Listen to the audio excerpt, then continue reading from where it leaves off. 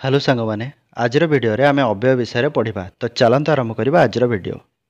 तो अव्यय पद कौन ना अव्यय पद होउची जेउ पद मानकर लिंग वचन काल और विभक्ति भेदरे कौनसी परिवर्तन हुए नाही सेगुडी को अव्यय कहा जाए बा अव्यय पद कहा जाए। तो से कौन कहला ना अव्यय होउची जेकोसी गोटे पद थिबो बा गोटे वाक्य रे गोटे पद आमर सेटा कौन हुए ना से पदटा बा से शब्दटा कौनसी लिंग वचन काल विभक्तिर परिवर्तन रे से पदटा परिवर्तन हो नथबो माने पुल्लिंग पई सेटा जहा थिबो स्त्रीलिंग पई सेटा थिबो वचन एक वचन पई सेटा जहा थिबो बहुवचन पई सेटा थिबो काल विभिन्न काल जो अछि सबु काल पई मध्य से पदटा समान रहउतबो आ विभक्ति विभक्ति मध्य सबु विभक्ति पई से पदटा समान रहउतबो सेटा हबो आमर कोन ना अव्यय पद। सेटा हबो आमर कोन ना अव्यय पद। अव्यय पद कोन ना न व्यय अव्यय ठीक अछि न व्यय अव्यय माने परिवर्तन हेउ नथिबा पद से पदटी केबे परिवर्तन हबो नाही ए सब परिवर्तन रे से पदटी परिवर्तन हेउ नथिबो केउ पद अव्यय पद परिवर्तन हेबो नाही केमित कोन सब रहिछि चलन देखिबा सेगुडा सब। तो प्रथमे गोटे पद देखिबा संयोजक अव्यय। संयोजक अव्यय कौन ना जेउ अव्यय गुड़िक दुईटी पद बा दुईटी वाक्य को संयोग करे ताहाको संयोजक अव्यय कहते संयोजक अव्यय कहते माने दीटा पद बा दीटा वाक्य को जोड़ुथुबो संयोग करुथुबो मझिरे गोटे पद जोटा कि दीटा वाक्य को जोड़ुथुबो बा संयोग करुथुबो सेया को आमे कोन कहबा ना संयोजक अव्यय सेई पदटा कहबा संयोजक अव्यय। तो जेमि सब कोन कोन थिबो ना संयोजक अव्यय सब हो पार ओ एवं आउ आहुरी पुणी फेर मध्य बी तथा पुनश्च पुनर्बार ये सब हूँ आमर संयोजक अव्यय यही सब कौन हुए ना व्यवहार हुए दुईटी वाक्य बा दुईटी पद को जोड़ापी। तो उदाहरण देखा उदाहरण हूँ कौन ना गीता ओ सीता ये कौन है ना गीता गोटे शब्द सीता गोटे शब्द कि दुईटा को जोड़ी किए ओ जोड़ी आम ये देखते ओ थिला आमर तेणु ओ गोटे संयोजक पद गीता ओ सीता दुई भौणी छात्रटी कठिन परिश्रम करी मध्य परीक्षार उत्तीर्ण हो पारा ना माने जो मध्यटा रहा मोर कौन ना मध्यटा होगा मोर अव्यय। तापर आउ गोटे हूँ कौन ना मु पुरी जीवी एवं सेठारे 2 दिन रही माने मु पुरी जीवी सेठार 2 दिन रही ए दीटा वाक्य को जोड़िला किए एवं जोड़िला ये जो एवं अच्छी एवं जोड़िला। तापर हूँ गोटे कौन ना मु आउ से मिसी करी ए काम करूँ तेणु ये जो आउ शब्दटी रहा यहाँ है मोर कौन ना संयोजक अव्यय। तो ये सब संयोजक अव्ययर उदाहरण। तापर गोटे हूँ बीजोजक अव्यय। बीजोजक अव्ययटा कौन ना जो अव्यय गुड़िक दुईटी पद बा दुईटी वाक्य को अर्थ को कौन करती ना बीजोग करती बा अलगा कर दियंती दुईटी अर्थ को अलगा माने ये वाक्यर अर्थ गोटे दिगरे जाउथबो आउ गोटे वाक्यर अर्थ आउ गोटे दिग को जाउथबो माने सेईटा को तार दिग बदलै दबो। तो से भाया जो पद रहा सेटा हूँ मोर बीजोजक अव्यय। संयोजक आम कौन देखते ना दीटा को जोड़ी एक कर पार्थुब एटा किंतु कौन ना दीटा को अलग अलग करदे माने ये गोटे धारार जाउथबो ये तार दिग बदलै दबो सांग सांग ये जो धारार जाउथबो ये तार दिग बदलै दबो उल्टा करदबो सेटा हूँ बीजोजक अव्यय। से सब किए किए ना किंतु मात्र तथापि अथच परंतु नतुबा ये सब जोड़ा रहा एगुड़ा सब बीजोजक। केमती उदाहरण देखा ना परिवारर समस्ते पिलाटी को बुझाइले परंतु तार एक जिदिया गुण छाड़ू नाही माने परिवारर समस्ते गोटे पिलाटी को बुझेले ताମାନେ से बुझीजिबा कथा वाक्यटी गोटे दिगरे जाउथला बुझौचंदी माने से बुझीजिबो किंतु से तार दिग बदलै देला बुझिला नाही से तार दिग बदलै देला किंतु परंतु ये जो शब्द रहा एटा हेगला हमर बीजोजक। तापर होची मु बापांग सह पुरी गली किंतु समुद्र देखि पारली नाही कहिदेबा अति सहज अथच कार्यर परिणत करबा कष्ट तुम्हें चाहिए आसब नतुबा फेरीजिब। तो ये सब जो रहा नतुबा अथच किंतु परंतु ये सब है बीजोजक अव्यय। बीजोजक अव्यय कौन कर ना दुईटा को अर्थ बदलै देव बा विपरीत करदेव। तापर हूँ कालबोधक अव्यय बा समय सूचक अव्यय। ये अव्ययटा कौन करुवा ना कौन सी गोटे समय को बा काल को बुझाउथुबो ताको समय सूचक बा कालबोधक कहीदेवा जना पड़ जाऊँगी कालबोधक बा समय सूचक सेगुड़ा सब कौन कौन ना एबे सेगुड़ा हूँ सब कौन ना एबे तत्क्षणात यही क्षणी सर्वदा जेबे सेबे केबे तेबे अधुना हठात जेतेबेले सेतेबेले वर्तमान आजि काली ये सब जेतक रहिला ये सब काल बा समय को बुझाउछि सेइतपई उडा हेजिबो कालबोधक अव्यय। उदाहरण कौन संप्रति देशर अवस्था भल ना संप्रतिर अर्थ हूँ वर्तमान माने आजिकाली एबे केबे संप्रति देशर अवस्था भल ना माने आजिकाली देशर अवस्था भल ना वर्तमान देशर अवस्था कुछ भल ना प्रधानमंत्री महोदय यही क्षणी आसी पहुँचे जो क्षणी है गोटे मुहूर्त को बुझेला गोटे समय को बुझेला। सर्वदा सत कह सबु बेले सत कह सर्वदा ये गोटे समय बा गोटे काल को बुझाऊँ। हठात बात्या आसला हठात गोटे मुहूर्त बा गोटे समय को बुझेला तेणु सेटा है मोर कौन ना कालबोधक अव्यय बुझेला। तापर हूँ संबोधन सूचक अव्यय जो अव्यय पद कहारी को संबोधन करने उद्देश्य व्यवहृत होता है ताको संबोधन सूचक कह जाए माने क्या जदि संबोधन करवा क्या डाकिबा हे आहे रे आरे गो लो आगो बे आबे हई गो हई हे ये सब गुड़ा हूँ कौन ना संबोधन सूचक अव्यय ये आम सब संबोधन करती यही सब शब्द व्यवहार करी। उदाहरण ना हे ईश्वर मो दुख दूर कर हे लगे ईश्वर गो माँ एठाक आस लो झील चा कपे एटा हम चा कपे आणबू एटा ता हो जाइए हम चा ठीक अच्छे तो चा कपे आणबू तापर हूँ कौन रे पिला एठाक आस जो रे लो गो हे ये सब जतक रहा ये सब हो कौन ना संबोधन सूचक अव्यय माने क्या आम संबोधन कर डाकुंट। तापर हूँ संभावना सूचक अव्यय संभावना कौन ना जो अव्यय पद संभावना प्रकाश करे किसी आशा बा गोटे संभावना किसी प्रकाश कला सेटा को आम संभावना सूचक अव्यय कहवा जमती कौन जदि जेबे काले तेबे जदि बा जद्यपि प्राय बोधे हुए तो ये सब जतक रहा सब संभावना सूचक रहा केमिति कौन ना उदाहरण देखा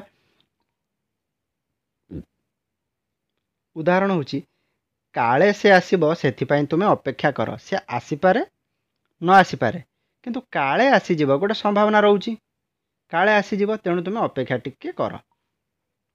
तापर हूँ कौन ना 4 दिन भितर बोधे काम सरीब नाही सरी पारे न सरी भी पारे किंतु से अनुमान कर बोधे सरबनी माने काम एति बाट जाइए बोधे आ 4 दिन भितर सेटा सरी पारिब नाही एटा अनुमान लगा हो बा संभावना। तापर हूँ जद्यपि एटा सद्यपि हो जाए हूँ जद्यपि से मना करुच्ची माने जदिओ से मना करुच्ची तथापि किछि करिवे से मना करुच्ची ना हबनी तथापि मु चेष्टा करुच्ची काले किछि हेई पारिबो सेटा जो रहिला सेटा हूँ संभावना। तापर हूँ कौन जदि वर्षा हेब मु बुलिबाकू जीवी नाही जदि वर्षा नहला ताले जीवी हेई पारे न हेई पारे तेणु जदि हेला तो मु बुलिबाकू जीवी नाही एटा हेगला सब कौन ना संभावना सूचक अव्यय।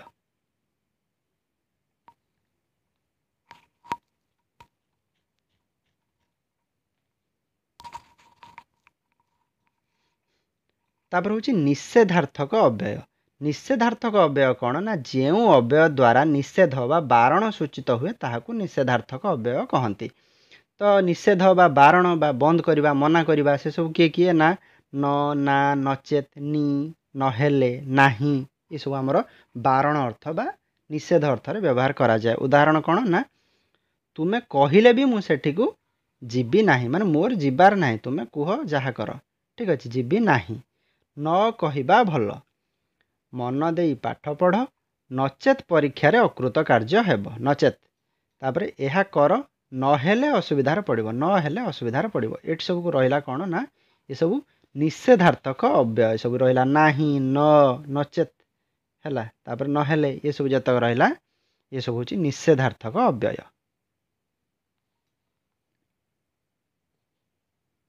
तापर गोटे हूँ हेतुबोधक अव्यय हेतु कौन ना हेतु बा कारण प्रकाश करुवा अव्यय को हेतुबोधक अव्यय कह जाए माने जो अव्ययटी कौन कारण को बुझेब माने एक कथाटा कहीं होनी बा कहीं होची तार कारण जदि बुझेला सेटा हूँ हेतुबोधक अव्यय।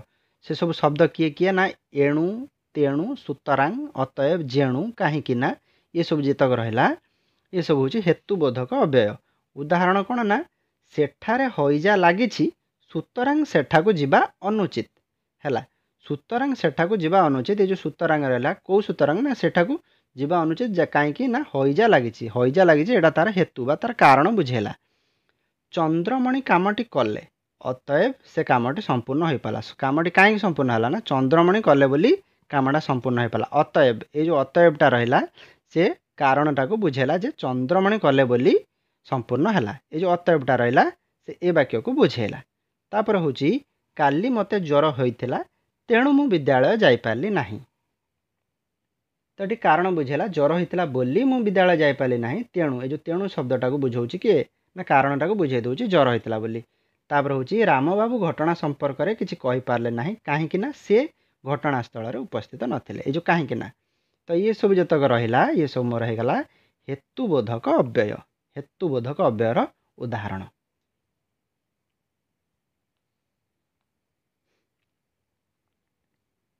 ତାପରେ ହେଉଛି ସାଦୃଶ୍ୟବୋଧକ ଅବ୍ୟୟ। ସାଦୃଶ୍ୟବୋଧକ ଅବ୍ୟୟ କ'ଣ ନା ଯେଉଁ ଅବ୍ୟୟ ପଦ ସାଦୃଶ୍ୟ ବୁଝାଇବା ଅର୍ଥରେ ବ୍ୟବହୃତ ହୋଇଥାଏ।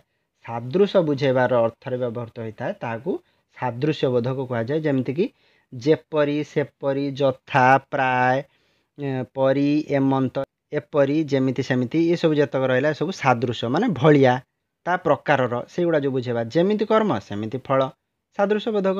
ବର୍ତ୍ତମାନ ରାତି ପ୍ରାୟ 12ଟା ମାନେ 12ଟା ହେଇନଥିବ 12ଟା ପାଖାପାଖି ହେଇଥିବ ଆମେ କହନ୍ତିନି 12ଟା ବାଜିଲାଣି ମାନେ 10 ମିନିଟ୍ ଥିବ 5 ମିନିଟ୍ ଥିବ 12ଟା ବାଜିଲାଣି। ତ ସେଇଟା ଯେଉଁ ହେଇଗଲା ସାଦୃଶ୍ୟ ମାନେ 12ଟା ଭଳିଆ 12ଟା ବାଜିବ 10 ମିନିଟ୍ ଅଛି ସେ ଜାଣି 12ଟା ସାଙ୍ଗରେ ସମାନ। ତାପରେ ହେଉଛି ଧରଣୀ ପରି ମା। ଏଠି ଧରଣୀ କି ମା ସାଙ୍ଗରେ ଆମେ ତୁଳନା କଲେ ବା ମାଆକୁ ଧରଣୀ ସାଙ୍ଗରେ ତୁଳନା କଲେ ଯେଉଁ ପରି ରହିଲା ଏସବୁ ରହିଲା ଆମର କ'ଣ ସାଦୃଶ୍ୟବୋଧକ ଅବ୍ୟୟର ଉଦାହରଣ। ସାଦୃଶ୍ୟବୋଧକ ଅବ୍ୟୟ।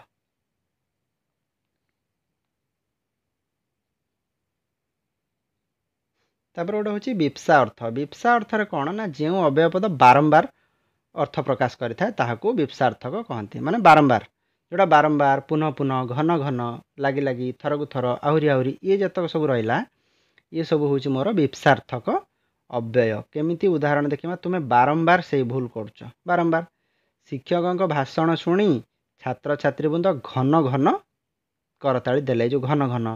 ମଧୁମେହ ରୋଗୀ ମୁହୁର୍ମୁହୁ ପରିସ୍ରା ଯାଆନ୍ତି ମାନେ ବାରମ୍ବାର। ମୁହୁର୍ମୁହୁ ମାନେ ଟିକେ ଛାଡ଼ି ଟିକେ ଥରକୁ ଥର ବା ବାରମ୍ବାର ଯେଉଁଟା ସେଇଟା ହେଉଛି ମୁହୁର୍ମୁହୁ ପରିସ୍ରା ଯାଆନ୍ତି। ଏଇଟା ହେଉଛି କ'ଣ ନା ବିପ୍ସାର୍ଥକ ଅବ୍ୟୟ ସବୁ ବାରମ୍ବାର ଶବ୍ଦ ଯେଉଁଟା।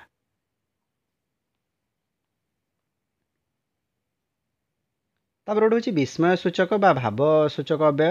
ବିସ୍ମୟ ସୂଚକ କ'ଣ ନା ଯେଉଁ ଅବ୍ୟୟ ପଦ ଦ୍ୱାରା ହର୍ଷ ବିଷା ଘୃଣା ବିସ୍ମୟ ଆଦି ସବୁ ଯେଉଁ ଭାବ ପ୍ରକାଶ ପାଇଥାଏ ତାହାକୁ ଆମେ ବିସ୍ମୟ ସୂଚକ କହନ୍ତି। ଯେମିତିକି ସବୁ ଆନନ୍ଦ ସୂଚକ ବିସ୍ମୟ କିଏ ନା ବାଃ ଚମତ୍କାର ସାବାସ୍ ବେଶ୍।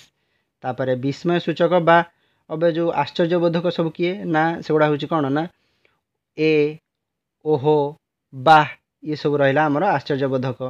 ତାପରେ ଆଉ ସବୁ ରହିଲା କ'ଣ ଘୃଣା ବା ବିତୃଷ୍ଣା ଛି ଧେତ୍ ଭାକ୍ ହାତ୍ ଏଗୁଡ଼ା ସବୁ ଯେତକ ରହିଲା ହାତ୍ ଥୁ ଇଏ ସବୁ ଯେତକ ରହିଲା ଏସବୁ ହେଉଛି ଆମର କ'ଣ ନା ସବୁ କ'ଣ ରହିଲା ନା ଏସବୁ ବିତୃଷ୍ଣା ଭାବକ ମାନେ ଯେଉଁଟାକି ଆମେ ଘୃଣା କରନ୍ତି।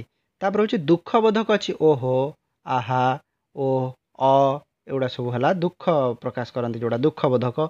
ତାପରେ ପ୍ରଶଂସା ସୂଚକ ଅଛି ବେଶ୍ ସାବାସ୍ ବାହାରେ ବା ଆଚ୍ଛା ବାଃ ବାଃ ଇଏ ସବୁ ହେଲା ଆମର ପ୍ରଶଂସା ସୂଚକ ଅବ୍ୟୟ। ସବୁ ବିଭିନ୍ନ ବିଭିନ୍ନ ପ୍ରକାର ସବୁ ବିସ୍ମୟ ସୂଚକ ଅଛି ସେଇଥିପାଇଁ ଏଗୁଡ଼ା ସବୁ ଅଲଗା କରି ଲେଖି ଦିଆହେଇଛି ମାନେ ଯେଉଁଟା ବୁଝିବା ପାଇଁ ସୁବିଧା ହେବ।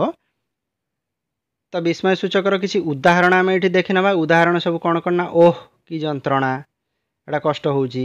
ଆହା ରୋଗୀଟି କି କଷ୍ଟ ପାଉଛି। ବାଃ କି ସୁନ୍ଦର ଦୃଶ୍ୟ। ଛି ଏମିତି କହନ୍ତି। ଏଗୁଡ଼ା ସବୁ ଯେତକ ରହିଲା ଏସବୁ ବିସ୍ମୟ ସୂଚକର କିଛି କିଛି ଉଦାହରଣ। ଠିକ୍ ଅଛି। ତାପରେ ଗୋଟେ ହେଉଛି ସାଙ୍ଗମାନେ ବିଭକ୍ତି ସୂଚକ ଅବ୍ୟୟ। ବିଭକ୍ତି ସୂଚକ ଅବ୍ୟୟଟା କ'ଣ ନା ବାକ୍ୟରେ ପଦଗୁଡ଼ିକୁ ପୃଥକ୍ କରିବା ପାଇଁ ଯେଉଁ ବର୍ଣ୍ଣ ବା ବର୍ଣ୍ଣ ସମଷ୍ଟି ସାହାଯ୍ୟ କରନ୍ତି ସେଗୁଡ଼ିକୁ ବିଭକ୍ତି ସୂଚକ କୁହାଯାଏ। ଠିକ୍ ଅଛି। ତ ସେ କ'ଣ କହୁଛି ନା ଗୋଟେ ବାକ୍ୟରେ ବିଭିନ୍ନ ପଦ ଥିବ ତ ସେ ପଦଗୁଡ଼ିକୁ ପୃଥକ୍ କରିବ ବା ଅଲଗା ଅଲଗା କରି ବୁଝାଇବା ପାଇଁ ଯେଉଁ ସବୁ ବର୍ଣ୍ଣ ଆଉ ବର୍ଣ୍ଣ ସମଷ୍ଟି ବ୍ୟବହାର ହେଉଥିବ ସେଇଗୁଡ଼ିକୁ କହନ୍ତି ବିଭକ୍ତି। ବିଭକ୍ତି ସାଧାରଣତଃ ଆମର 7 ପ୍ରକାରର। ବିଭକ୍ତି ହେଉଛି ଆମର 7 ପ୍ରକାରର। କ'ଣ କ'ଣ ନା ପ୍ରଥମା ଦ୍ୱିତୀୟଠୁ ଆରମ୍ଭ କରି ସପ୍ତମୀ ପର୍ଯ୍ୟନ୍ତ। ତ ଏଇଠି ଯେଉଁ ଲେଖାଯାଇଛି ପ୍ରଥମା ବିଭକ୍ତିରେ କ'ଣ ହୁଏ ନା ମୁଁ ଏଠି ଲେଖିଦେଇଛି ଦେଖନ୍ତୁ ଟା ଟି ଟାଏ ଏଗୁଡ଼ା ସବୁ ବ୍ୟବହାର ଯଦି ହେଇଥିବ ବାକ୍ୟରେ ତାହେଲେ ଆମେ ସେଇଟା କହିବା ପ୍ରଥମା ବିଭକ୍ତି। ଠିକ୍ ଅଛି। ତାପରେ ଗୋଟେ ହେଉଛି ଦ୍ୱିତୀୟା। ଦ୍ୱିତୀୟାରେ ଥିବ କୁ କୁ ମାନଙ୍କୁ ଏଗୁଡ଼ା ସବୁ ହେଉଛି ଦ୍ୱିତୀୟା। ତାପରେ ହେଉଛି ତୃତୀୟାରେ ଥିବ ରେ ଦ୍ୱାରା ମାନଙ୍କ ଦ୍ୱାରା।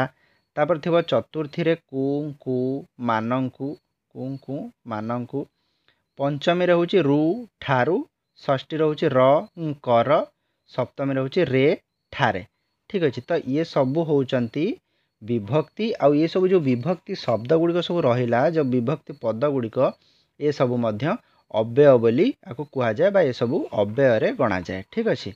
तो यार उदाहरण देखिबा उदाहरण होची कृषक माने देशर मेरुदंड देशर मेरुदंड एठी र अछि एटा कोन हे जिवो षष्ठी हे जिवो एटा होची षष्ठी हे जिवो एटा तापर होची गुरुजनंकु भक्ति कर गुरुजनंकु भक्ति कर एटा चतुर्थी कु अछि चतुर्थी तापर होची छात्र समाज ठारू देश बहुत किछि आशा करे ठारू ठारू अछि एठी कोन हे जिवो ना एटा हे जिवो पंचमी ठारू माने पंचमी तापर होची कोन ना हत्याकारी पुलिस द्वारा धरा पड़िले द्वारा कोउथिरे थिला द्वारा थिला तृतीया रे द्वारा थिला तृतीया रे ठीक है। सब होउचंती विभक्ति सूचक अव्ययर उदाहरण ठीक अछि विभक्ति सूचक अव्ययर उदाहरण। तापर सांग माने होची गोटे कोन ना विकल्प अर्थक अव्यय विकल्प अर्थ कोन ना जेउ अव्यय द्वारा विकल्प अर्थ प्रकाश पाए ताहाको विकल्पार्थक अव्यय कहंती। माने विकल्प अर्थ कोन प्रकाश पाइबो ना सेगुडा होची सब किंबा बा अब्बा नतुबा नोहिले नचेत की अथवा इत्यादि एई सब विकल्प होची कोन ना विकल्प होची बदल रे माने मु नाही मो बदल रे मु आउ जणको पठेइली सेटा कहा जाए विकल्प। माने जेमती गोटे खेलाड़ी आज जड़े खेलाड़ी एंजर्ड हो जाइए ता बदल रे बा ता विकल्प रे मु आउ जण खेलाड़ी को खेलेली सेटा होची मोर विकल्प ठीक अछि। तो विकल्प शब्द ये सब रहिला किंबा बा अबा नतुबा ये सब रहिला कोन मोर विकल्प शब्द रहिला। तो उदाहरण देखिबा कोन ना उदाहरण होची तुमे किंबा से ए कामटी रे सहयोग कर माने केही जणे हेले चलिबो जेकोसी जणे हेले चलिबो तुमे कर नहेले सी करू दी जण भितरु जणे किए कर ए कामटा हेई जीवो सहयोग कर। तापर होची कोन ना ए काम करिवो जदी कर नहिले मु करिवि माने तुमे कर नहेले मु करिवि विकल्प तुमे एठी एबे सत कुह नचेत चुपचाप चली जाओ जदि कहबो तो सत कुह नचेत विकल्प रे पळै जाओ एठी रुह नाही। तापर होची कोन सुना किनिबा कि हीरा किनिबा निजे स्थिर कर माने सुना किंबा हीरा सुना विकल्प रे हीरा बुझियला। तो विकल्प होची कोन ना गोटिए बदल रे आ गोटे जनक बदल रे आउ जणे ठीक अछि।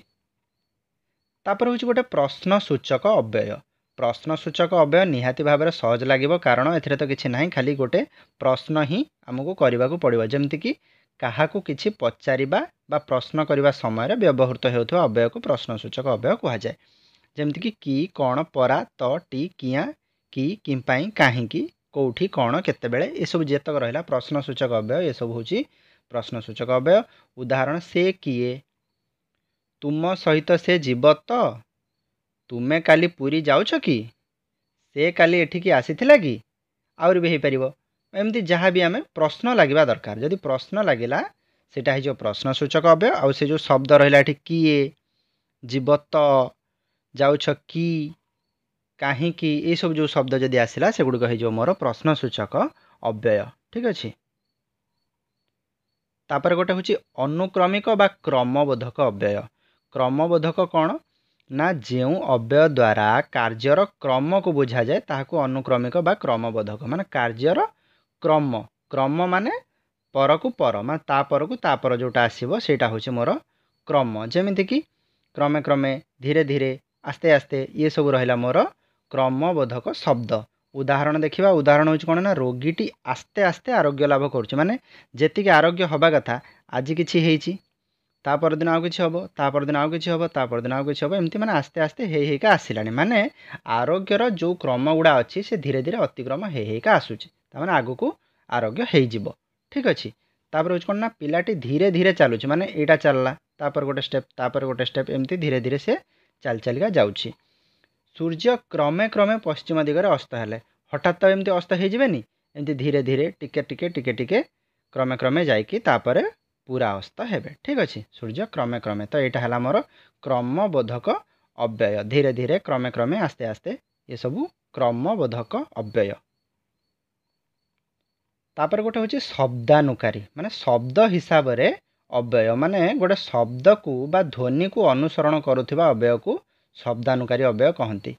तो गोटे ध्वनि केमती हम आमर ना मड़ मड़ धड़ धड़ ठन ठन गुणु गुणु सु सु ठो ठो खस खस ये सब जोड़ा शब्द आमर हुए तो ये सब शब्द गुड़िक अव्यय बोली गणाजिब शब्दानुकारी अव्यय। जमती गाड़ीटी फट फट शब्द करी चलीगला, पिलाटी भो भो कांदुछि, कबाटटी धड़ धड़ होउछि कि पवन सु सु बहुछि एगुड़ा जो सब शब्द रहा एगुड़ा सब अव्यय शब्दानुकारी अव्यय बुझीगला।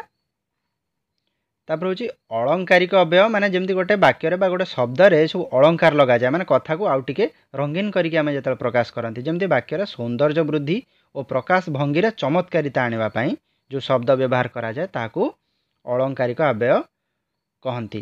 तो जिनसटा कौन है ना आम गोटे वाक्य रे जमती टिके ताकू कहते ना रंग लगे कथा कहूँ बा टिके सौंदर्य बढ़ेकरी आउ टिके सुंदर करिकी कहवा कथा को सेटा हूँ अलंकारिक अव्यय।